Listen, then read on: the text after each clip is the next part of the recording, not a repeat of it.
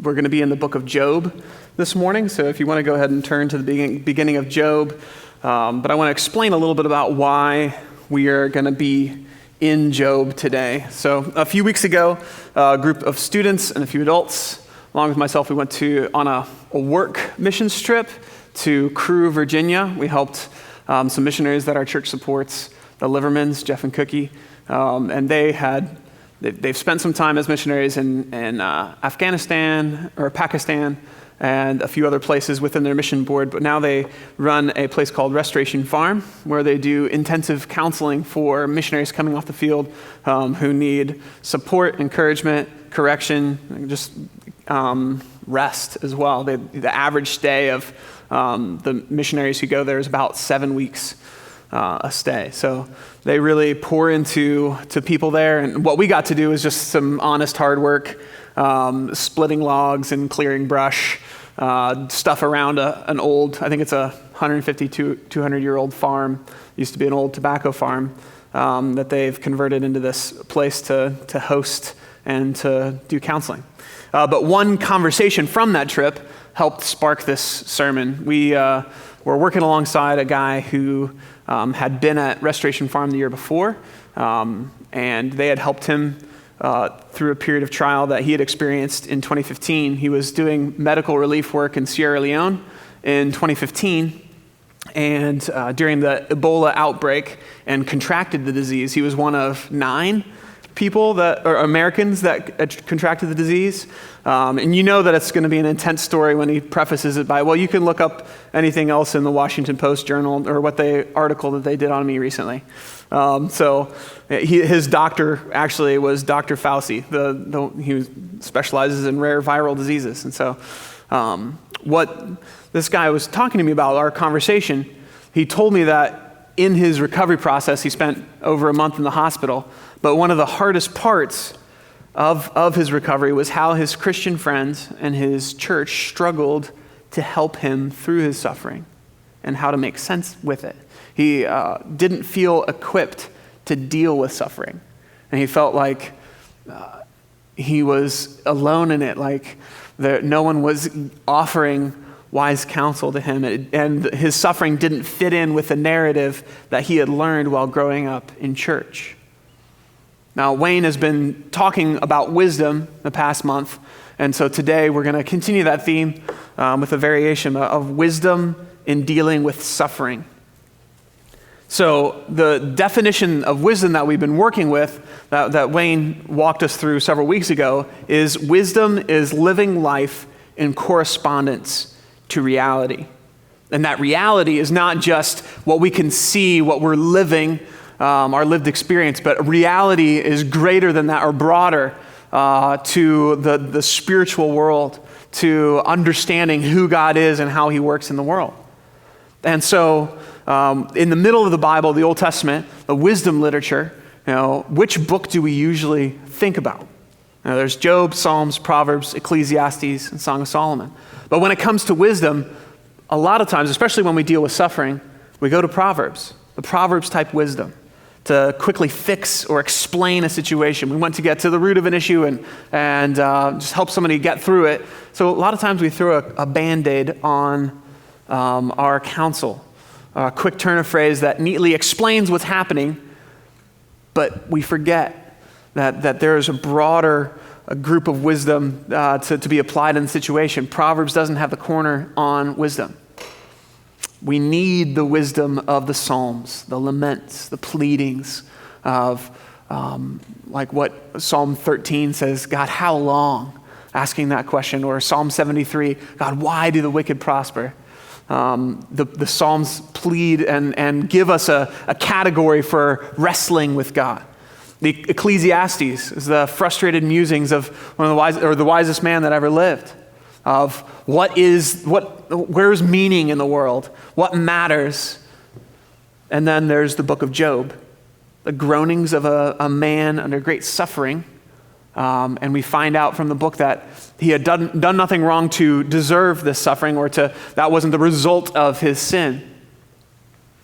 As our culture around us deals with suffering, they have a hard time coming to grips with suffering and tragedy. Either there's one of two options. Either they've cut God out of their lives altogether, so suffering is meaningless. There's no true category to understand it, so all tragedy is just bad luck or Murphy's Law.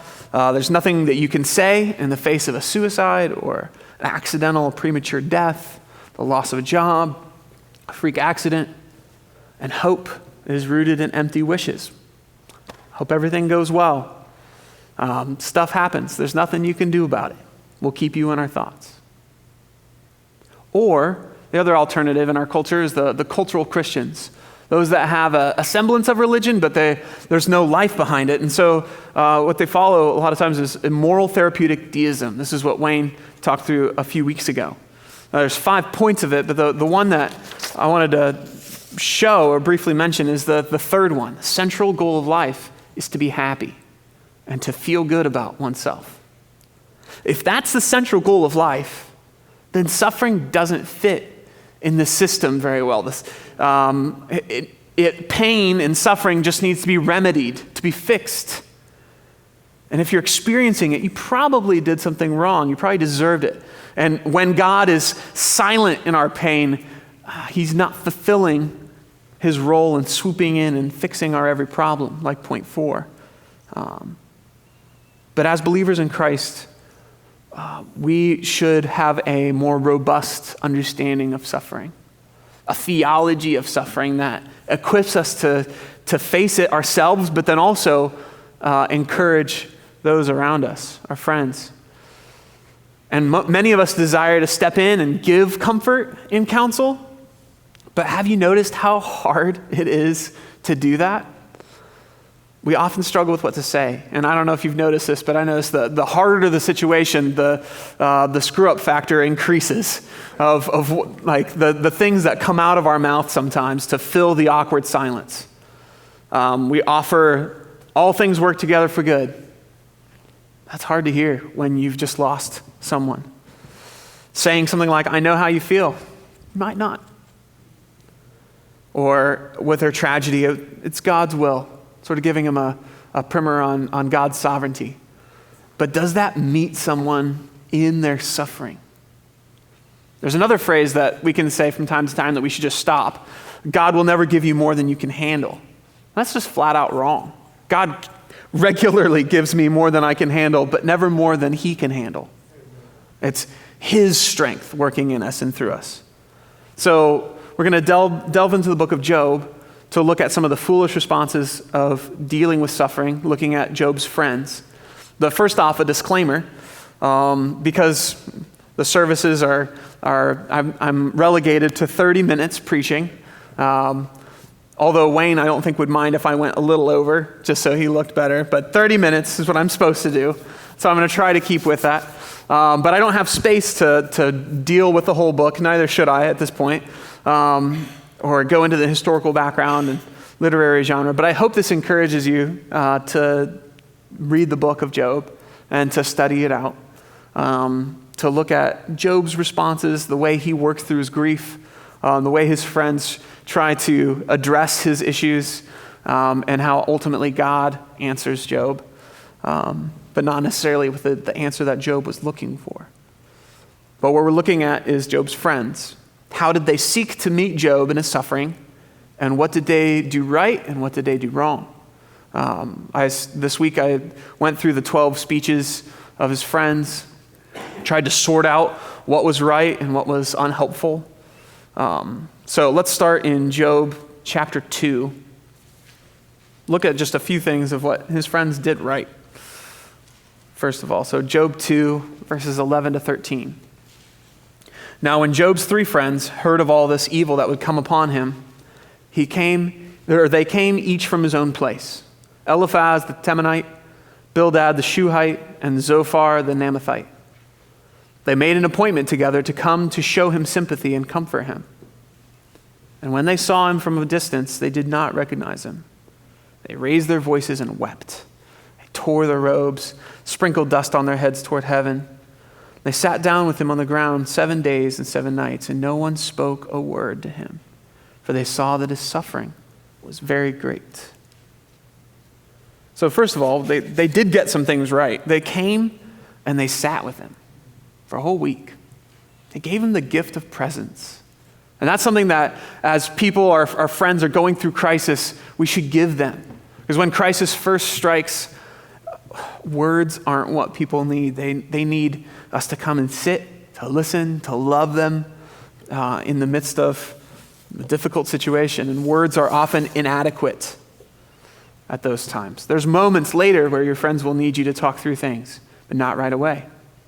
And the second thing that I think they did right is that they did, after a time, have the hard conversation with them. Many times people avoid the elephant in the room. We don't know how to talk through a loss of a loved one, or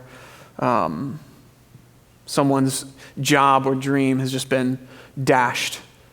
But the person we're trying to comfort wants to talk most often, especially if you've earned that right. You've been a friend to them through the tragedy. So don't be afraid to name the person that they've lost or to talk through the hurt. And this is the vulnerable position that Christians are called to. We're told we're supposed to bear one another's burdens and so fulfill the law of Christ, what Galatians 6:2 says. So the friends did a few things right, but once they opened their mouths to offer their opinion, the book of Job goes from quiet assumptions about the reason for Job's suffering to full-blown accusations. And this is the tricky thing about the book of Job, is that when you read it, a lot of times the friends have a decent theology. They have an understanding of who God is, but they don't apply it in the right way. So their statement given by itself might be correct, but how they're applying it to Job is wrong.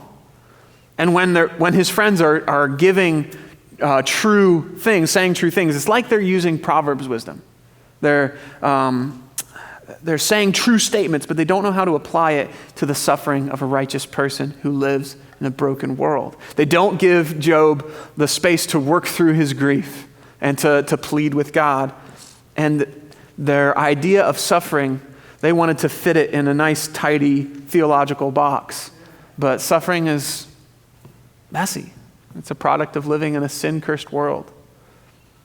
So let's look at a few of the false assumptions and how the correction of those assumptions through another friend that comes on the scene, Elihu. So the first false assumption is good things happen to good people and bad things happen to bad people. So throughout the discussions, his friends possess a simplistic view of the world, an understanding that's default in all religions. If you do good, you'll be blessed, but if you do wrong, if you do bad things, you'll suffer. His friend Eliphaz starts off pretty good. His first speech in chapters 4 and 5, he's trying to coax Job to see the world as he sees it. He says in Job 4, verse 7 and 8, remember, who that was innocent ever perished, or where were the upright cut off? As I have seen, those who plow iniquity and sow trouble reap the same.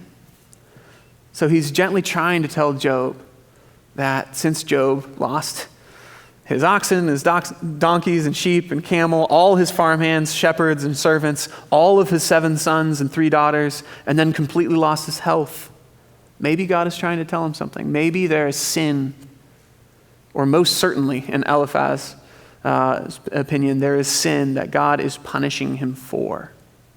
But we know from the perspective of Job chapter 1 and 2 that this is not the reason for Job's suffering. That Job was an upright man, it says. Not that he was sinless, but that there was no event that precipitated this judgment besides what Satan approached God about. And Eliphaz had no category for this type of suffering. Job's 2 other friends, Bildad and Zophar, have the same worldview as well. Simple, bad people have bad things happen to them mentality. And they push Job on this as well. Bildad, this is something that I remember from my childhood, something I learned about Bildad. Did you know that he was the shortest man in the Bible? You're nodding, you know. Bildad the Shuhite. Okay, the laugh was better earlier. I told Catherine that earlier, and she's like earlier in the week, and she was like, "You're going to say that at church, aren't you?" Yes. I had to get my dad joke in. Sorry. Bildad the Shuhite. So anyways, Bildad says this in Job 8. He says, can a papyrus grow where there's no marsh? Can reeds flourish where there's no water? Yet in flower, they're not cut down, but they wither before any other plant. Such are the paths of those who forget God. The hope of the godless shall perish. So Bildad tells Job straight to his face, right in the beginning of his first speech to Job. He says, you're godless, and that's why this is happening to you. Zophar says the same thing. Job 11, 4-6. He tells Job, he says, Job, you say, my doctrine is pure and I'm clean in God's eyes. But oh, that God would speak and open his lips to you, that he would tell you the secrets of wisdom, for he is manifold in understanding. Know then that God exacts of you less than your guilt deserves. So they assume that they know what's happening to Job, that he had sinned, and this is why God is wreaking havoc on his life. And as we look at Proverbs to tell us wisdom, it's true, Proverbs says the wicked are judged and the righteous flourish. But is that always the case? And generally, there is an effect between being righteous and having a good life. That having a godly marriage usually results in joy. That consistently doing business as a Christian generally runs smoothly. That being godly results in blessing. And as believers in Christ, we are promised good. We are promised life. We're promised joy. We're promised an unshakable hope. But we are not guaranteed a pain-free life. We're never guaranteed that in the scriptures. And what about those who choose to follow their own way instead of God's way? Right? There's a promise in the scriptures of judgment, of punishment. But it's not guaranteed in this life. Those that choose to live in sin can have a carefree, easy life. And we see this conundrum in Psalm 73, if you want to wrestle through that with Asaph. But Job's friends have no category for this. If you're suffering, there's got to be a reason. There's got to be sin that God is punishing you for. And what goes along with that assumption that good things happen to good people, bad things happen to bad, is that we can assume that if you just need to get back in God's good graces again. So this is what Eliphaz tries to tell Job to do in his second speech. He says, Job, agree with God and be at peace, and good will come to you. Receive instruction from his mouth. Lay his words on your heart. If you return to the Almighty, you'll be built up. So basically he's saying, get your act together and God will see it and bless you. And I see this as a little bit of a tangent of what we call the prosperity gospel. A lot of churches today do not preach a true gospel, but they preach a gospel that says, if you serve God with your life, you will be immediately blessed. You will, just to name it and claim it, this one, you receive blessing from God as you clean up your act. And that's not true. The gospel does not promise us a pain-free life. There are plenty of promises of God's grace and God's goodness, God's blessing upon us, but we are not guaranteed a pain-free life. So this brings us to the second false assumption. Number 2, that we can always find an explanation for suffering. Job's friends, they assumed that they knew why God was punishing him. And they assumed that they could pinpoint the explanation for suffering. Bildad says this right at the beginning of his speech to Job. If your children had sinned against him, he's delivered them to the hand of their transgression. So the 7 sons and 3 daughters that died when the house collapsed on them, Bildad is saying, well, that's their own fault, their own deserts. That's what they get. Eliphaz says this in Job 22, is it your fear of God that he reproves you and enters to judgment with you? Isn't your evil abundant? There's no end to your iniquities. And then he goes on with what he assumes Job has done with his wealth, of taking advantage of the poor, and that is now consuming his heart. So that's what Eliphaz assumes. They were wrongly focusing on explaining the reason for Job's suffering instead of pushing Job to trust God in the midst of suffering. We don't always get an explanation for suffering, especially someone else's suffering. And yet we so often make a judgment call or a certain judgment when trying to help people through a crisis or going through crisis ourselves. It's almost a superstitious way. Like if I had been a better parent, then my kids would have turned out okay. Or if I had been working on my marriage, my spouse would not have cheated on me. Or if I hadn't been struggling with the secret sin, if I hadn't been hiding something, then I wouldn't have lost my job. Now, there are natural consequences of sin.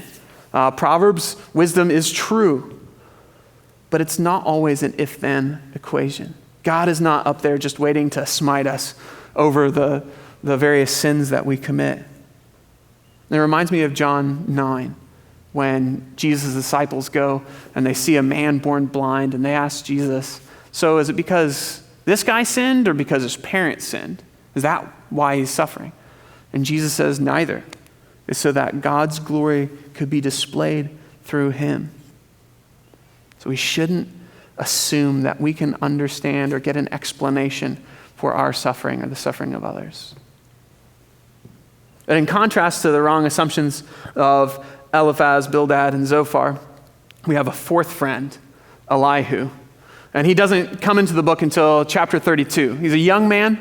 We don't know if he's Job's friend or he was just listening in on the conversation that's been going on for days, I'm guessing at this point. But when these friends offer counsel and cannot answer Job's questions, he steps in.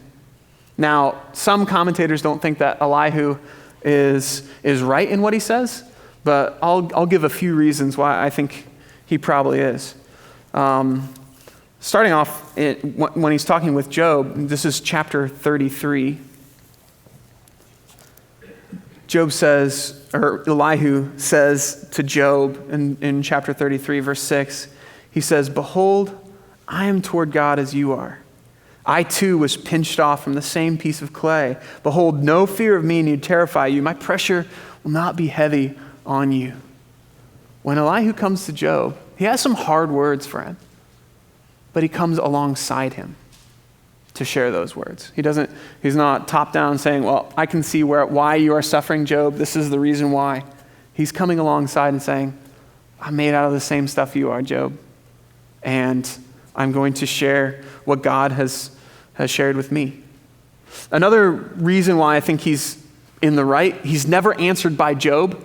Job goes back and forth with the other three friends, but he doesn't speak at all to Elihu, even when he's asked by Elihu to speak. And Elihu is never rebuked by God. God rebukes the other three friends and asks Job to offer a sacrifice for them. But God never rebukes Elihu. So here's a couple things that I think he corrects as he addresses Job. So instead of a false assumption of good things happen to good people, bad things happen to bad, he has a God-centered view of the universe, not a man-centered one. Instead of assuming Job's guilt and just sort of jumping in on that, he has an expanded view of the universe, that God has purposes beyond us. And part of that view is that God speaks to us in many ways, even through our pain. Job 33:12 and following, he says, "Behold, in this you are not right, Job. I will answer you, for God is greater than man. Why do you contend against him, saying, he will not answer any of man's words?